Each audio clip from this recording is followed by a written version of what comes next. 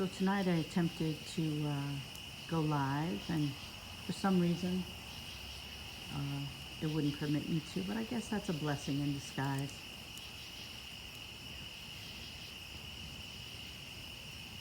So I know that some of you haven't heard from me in a while, and I've just been taking a lot in and working on some good things too, but just wanted to come in, and whenever I'm by the fire, I always have thoughts and ideas, and the last few weeks have been pretty interesting. I'm excited about the upcoming week too. We're going to have on Friday, I'm going to be part of a panel discussing a movie by James Baldwin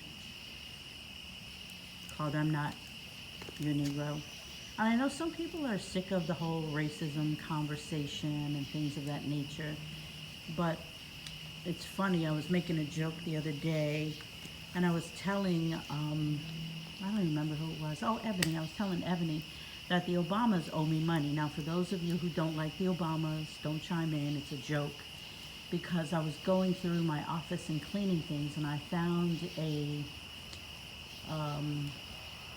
guess a talk that I had written and I had done in 2002, and it was called Please Pass the Butter.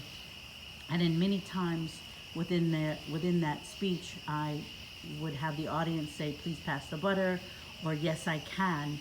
And it was a very interesting conversation that I was having with the audience. It was about asking for a raise, and it was for women, helping women to learn how to ask for things that they want and not feel guilt or shame or embarrassment, and being able to communicate better. And then 2 weeks ago, I did a talk for Toastmasters, Pride Toastmasters International, and the topic was, I don't need your sympathy. And in the body of the talk, I talked about what I would like is your empathy.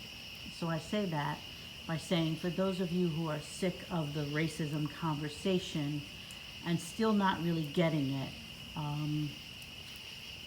just put yourself in some people's shoes. Now, we all know that there are some people who are extreme, and no matter what walks of life or what examples or what things are going on, but just learn to be a little bit more kinder, have some patience. And for those who abuse the situation and take it to the extreme, everyone's got karma and everyone has their day, but don't you fall into the trap of becoming insensitive to what people are dealing with, because it's been going on for 400 plus years, and everyone is suddenly shocked. And, some people might say to me, well, you didn't have this problem and you didn't have these situations. You have no clue what people have, because most of us who are growing and learning and trying to figure out where we fit in and how we fit in, we don't go around telling people all of our struggles and problems. And that leads to a lot of depression and people hurting themselves, and people becoming secluded and, just staying to themselves so they don't show that side of them, or they don't seem needy or weak. So just keep all of that in mind as these discussions go forward, because, we haven't even chipped pieces of the iceberg yet. And it took us 400 years to get here, so it's going to take us a lot longer to get really quality and open-minded people, but it doesn't mean that we stop here.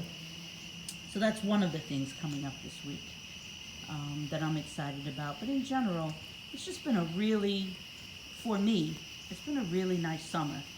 And I say that because out of 27 years of being an entrepreneur and having a pool in my home, and having my backyard and my pavilion and this beautiful fire that you see me sitting by, I've never really had an opportunity to enjoy it.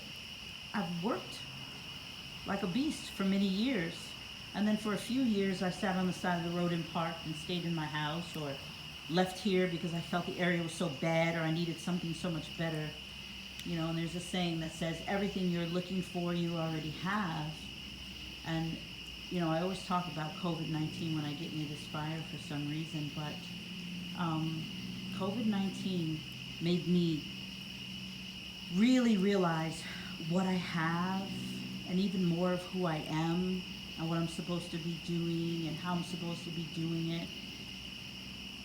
And though so many people have lost their lives and loved ones and families, and our lives have been uprooted from every tragedy or adversity, there are messages, sometimes messengers, that we can take heed to. And so I've taken this time to really grow my person and to do a whole lot more soul searching and working on me. And I can't wait to put more of me to work again in different ways than I've done before. And I'm looking forward to working with many of you and sharing some of the amazing things that have happened in my life.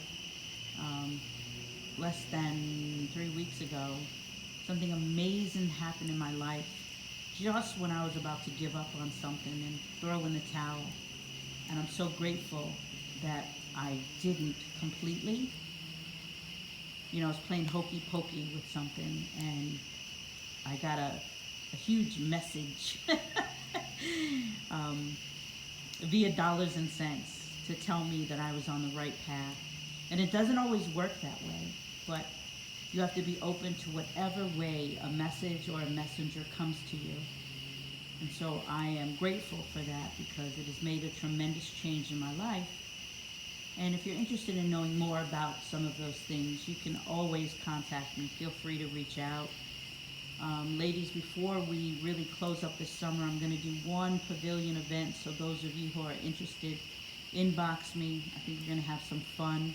I have more than enough space under my pavilion to spread us out and for us to enjoy each other and have a great time. And though I started by the fire and I didn't introduce myself, it's coming off of my YouTube, but I'm Shirley, CEO of Ordinary Greatness, and a life coach with an organization called Healthy, Wealthy, and Wise. And I'm looking forward to having more talks with you by the fireside, even going through the winter. You guys have a great night.